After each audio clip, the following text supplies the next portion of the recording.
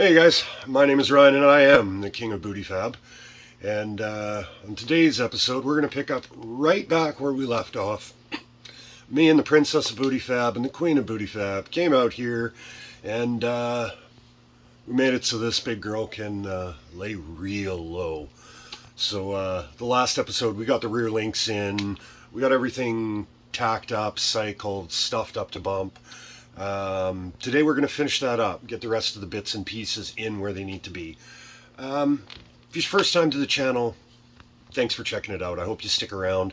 I promise you I do some super cool stuff here. I have a lot of fun. I got projects on the go. I got more projects coming. Check out the older videos. There's probably some stuff you can pick up a little bit if this is what you're into. And of course, if you've been here before, thanks for coming back. You guys honestly mean the world to me. The fact that everybody comes in and shows so much support is just mind-blowing. It seriously makes my day.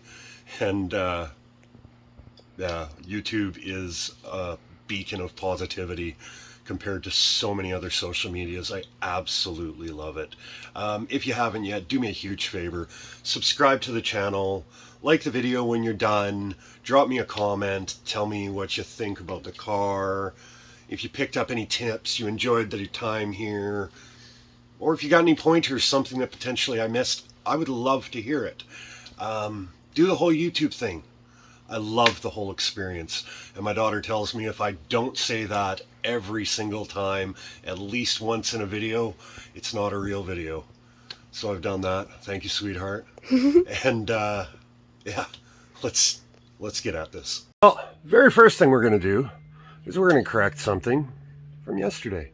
Check this out.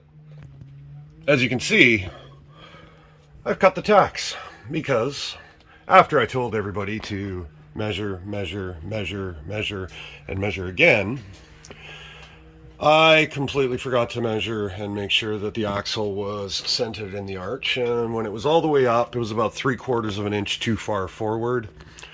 And I just wasn't happy with it. I was giving up travel, and honestly, aesthetically, looked kind of goofy, crammed into the back. So I cut the tacks and slide the axle back 3/4 of an inch. Luckily, I've got all my measurements. I know where everything goes. Frame rails are flat and parallel, so this is a quick job. It's only going to take a couple of minutes. But I'm going to do that, and then we can actually get some real work. See, that's much better. I didn't show you guys the full bump before. Kind of see, you know, I moved it 3/4 of an inch. I got my marks here. Literally all I did was cut all the tacks, slide everything back 3/4 of an inch. Did the lowers first, cut the uppers free, rotate everything over. It actually wasn't too bad. I've run the tape a whole bunch of times. It's still where it should be. And now I'm just gonna have to take my word on it that that is so much better than it was before. I lost probably almost 3/4 of an inch of up travel, maybe half an inch, but it was enough to bother me. I built that big notch. I want to be able to use all of it. So now that it's up to full bump, oh, and for the guys on Facebook that said my lower links hit the frame, it'll never work, the suspension geometry is garbage and I don't know what I'm doing. If you'd like to have an educated conversation about why I'm doing what I'm doing, feel free to reach out on here on YouTube, Instagram, click my profile on Facebook. I'll have this chat. A couple of guys think that it's going to crumble as soon as I hit the gas. I know why they're saying that. I was just hoping that someone would actually tell me what their concerns are. I love these conversations, but yeah, it's cramped in here, but it's got links. Next up, I got these 2,600 pound Dominator bags. I figured why not buy good bags. I think they're 9.7 inches of stroke, and they're gonna sit right up on top of that axle tube. So I'm gonna clean up the brackets and we can start getting at that. Well, cleaned up the bag mounts. And Jade went downstairs, drilled out the holes, countersunk everything. These are the uppers. Basically, notches are because I didn't want to figure out how to roll 3/16 plate. It won't be as flowing, but this car isn't exactly about the prettiest, so they'll do the job quite well for what I want. The beauty of having a car with 1/2 inch thick rockers though is that I don't need a brake or a vise out here. I can just clamp my pieces to it and fold them right on the car. Because if you're ever stuck for stuff like that, I clamp stuff into the hitch on my truck, I clamp stuff to the rockers. My bead roller is currently mounted in my English wheel. Use what's around you. It comes in handy, and this car is more than heavy enough to hold this down. So we're going to start mocking up these lowers here. I got to finish bending these upper plates, and then we're going to set the camera up on a tripod, show you how I get all this stuff mounted. Okay guys, so what we got going on here, since a lot of this car was designed in CAD and then a lot of it was built on the fly, some of it just doesn't quite match up, some of it's not perfect. I messed with these links a little bit and actually gave them a hair more triangulation than I had originally planned because I liked it better. So now I've got brackets which are pretty close. The original plan was for the airbag bracket to butt up against this link mount. Now, what happened is these got moved in a bit, my angles were good. However, when I centered up this bag mount plate there, I have a gap. So we're gonna fill this in later. We're not worried about that today. What I've done is to make sure we're on the right path, take the upper bag mount. This is gonna be the driver's side mount. This will roll to the back, bag will come out the front. All I did was measure from here to center, gives me 4 3/8. Now, I have run the numbers over and over and over again. This axle is perfectly centered within the frame rails with these links on it. So I made my marks, I know they're good. What I've done is I've measured from the inside of the frame, my 4 3/8 to center. This is gonna give me where the upper bag mount is going to be side to side. Now, I didn't cut a whole plate. What I did is I cut half of a plate, and obviously bag needs more support than that. We don't just want it floating on here. The mount that I originally cut had the hole back here. Total oversight on my part. It's too close to the diff. So what I did is I measured an inch out, hole's an inch out from the diff. Now I can get the bolt in because obviously it was hitting the axle tube. Not by much, an Allen head bolt might have cleared, but I wasn't happy enough to leave it. Now, a trick for getting these set up, because if the bag is sitting on this plate, we've got our bag, it's sitting on this plate. Obviously, we want this part of the bag sitting on the axle tube. That's going to be the strongest way to mount these bags, is pushing directly on the tube, at least part of it. So, I've taken the mount for this side, and I've clamped another bracket to it, dead center on the line, which means I can line up the edge of this bracket to my line here. And since this is clamped to the top, that means when I take this here, I can set it here, and I'm pushing hard into the axle. And the thing is, this is a flat surface. I can fill this with weld, I can ground it down flush, and I'll have a completely flat surface all the way across my axle tube. I don't have to worry about it. And since I've made my marks side to side, and the axle tube, once this is squared up like this, if you butt into the axle tube, it doesn't want to rotate this way because it's pushing into it here. So what I'm going to do is I'm going to set up the welder. I'm going to get this tacked into place. I get my little gusset tacked into place. Now, instead of mounting this with the bags in here, because I really don't like welding around bags if I can possibly avoid it, we know that the fully compressed height on these bags, I've got to double check it. I'll double check it when I hit stop. I'm pretty sure the collapsed height is 2.7 inches. I'm going to give it a hair more. If it's 2.7, I'm going to measure up directly 3 inches, straight up 3 inches. I'm going to make my mark. I'm going to have my flat line like so, and I'm going to line up this bolt hole, because we know the center of the bag is the center of the bag on the top as well. I'm going to make my mark here. We'll measure it up, and at 3 inches centered on there, that gives me my height for my bag mount. I don't need to guess. I don't need to mock it up with the bags. If you've ever tried to compress a set of these bags, it's not easy. They're pretty tough bags. These aren't the tiny little helper airbags that you get on normal trucks. I could stand on this. It isn't collapsing all the way. So, tack this, make my marks, tack the upper plate, and then once everything's tacked and secured, I'm going to get 4 or 5 tacks on everything. I'm going to lower the jack, because right now I've just got the bottle jack out of my Silverado onto this thing. I'll lower the jack to the point the bags slip in, bolt the bags into place, and cycle it from there. Did you get all that? Let's just do it.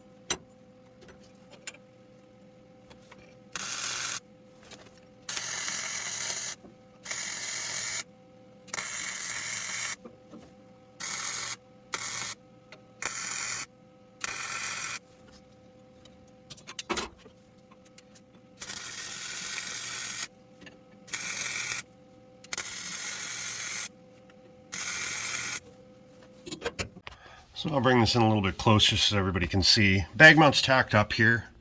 I set it to 0 degrees on the axle here. As long as the plates are parallel, I like when the bags are perfectly parallel and lined up at compression. If they're misaligned, because nothing moves in a straight line, it moves in an arc, it's a whole lot easier on the bag if it's doing that when it's at extension as opposed to full compression where it needs to be lined up. I don't want stuff rubbing all over the place. So I measured 3 inches up. I measured 3 inches up. I double checked the bag numbers. They're 2.8 inches collapsed. Gives me just about a 1/4 inch of forgiveness here. So 3 inches up, that's my straight line. Marked a straight line from here across.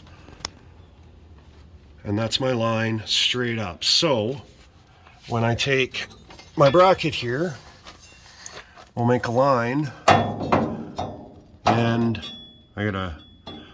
I'd have my line on the bottom, obviously, because that's my 3 inches, and my bracket's going to line up about like that. I'll have to make a mark where my center line is at the studs, but that's kind of what we've got going on here. And from there, I can roll those pieces down, because the entire intended purpose of that is a gusset that's rolled over. When the chassis is blasted apart for welding, I'll weld them all up, grind it smooth, but they should be relatively strong, and they should look pretty cool. And I'll probably tie the bag mounts together with some kind of a cross member that tucks in behind here. I obviously don't have a lot of space, but I want to tie the top of the frames together. That's frame rails together. It's a whole lot of stress up that high. I mean, that kick is, a little over 2 feet. So I'm going to tie them together, even if it's a piece of 1-inch tube or something, and that will tie into the bag mounts and only make everything stronger. So I'm going to bend this. I'm going to get it all tacked up into place. I'm going to do the other side, and I'll break out the camera and show you what we got going on. Well, I got another tip for you guys, and I didn't even think of this, but yeah, I double checked the specs on the bags. Fully collapsed is 2.8 inches. So I don't like setting them up to full bump. I don't like it bottoming out on the bags. I'd rather it bombed out on a bump stop or the frame itself. So I'm setting it up at 3 inches, and one of the handiest things to do is to get spacers. So what's there is actually the sleeves for the bushings that I'm going to use to sleeve the frame for the lower links. They are 3 inches, and with 3 of them, all I had to do was drop that there. With my bracket bent, it already followed the frame and stayed level, and all I needed to do was line that line up with a mark that's now underneath that tack. And there's my 3 inches. It's done, it's dealt with. I don't have to mess with it. And I can get a couple of tacks across the top here. I'm going to go to the trunk. I'm going to get a couple of tacks from that side once I verify that I'm happy with the curve, because I want You barely ever see it, but I like the curve to kind of follow the frame the best possible. But I can twist that a little bit with pliers, tack each piece, twist it a little more, and we'll get some stitch welds in here. And then all I have to do is duplicate it on that side, and we're ready to bolt some bags in. It's exciting. Well, only a couple more burns, but it's all tacked in there. See upper and lower bag mounts. They're spaced 3 inches apart. That's going to be full bump, obviously. Nice thing is, it gives a guard out there. I'll take you around to the back here and you'll see there's not really any way to get the bags out of the back anyways, so, well, I guess once it's drooped out. Either way, I like the built-in gusset there, and since the bag mounts were hanging off the front of the bridge a little bit, it wasn't going to be super easy to gusset the front side, but I like how it looks. It'll put all my air lines where they're nice and easy to get at. But I'll take you around to the back. I'll show you the other views here. You can see how this all looks. And we'll lower it down and put some bags in here. It's kind of wild staring at this thing. I mean, this is the back window. You can see it's literally, the bag mounts diff is all right here. Everything's at the back window. If I open up the trunk, there's the bag mounts. And see, this is what I was talking about when I was radiusing them down. You can see how they're curved like that. Now when the body comes off the frame, I'll weld that all in all the way. Everything will be finished out, cleaned up. But for right now, this is enough that I can lower the jack, put the bags in, and I can basically hang the diff off the bags at this point. It's that far, which feels like a good point to stop today.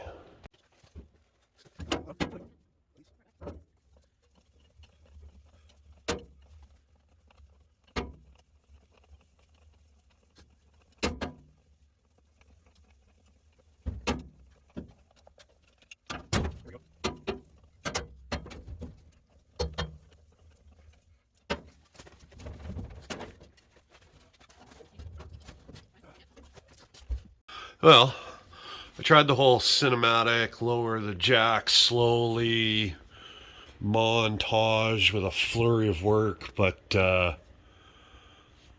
axle tube got cut on my fender opening because I slid the axle back just enough that it touched the weld on the axle tube, and I had to muscle that out, and then I put the bags in and I broke a couple of tacks on the mount. But yeah, now bags are in. That is officially hanging.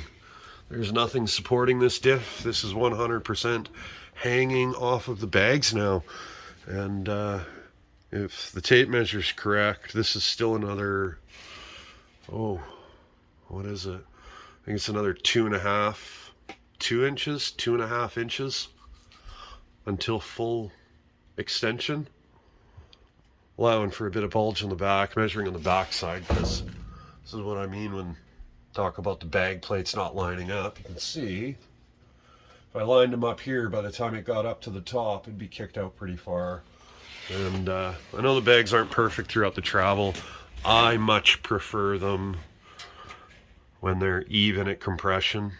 So yeah, that's how I set it up, right or wrong.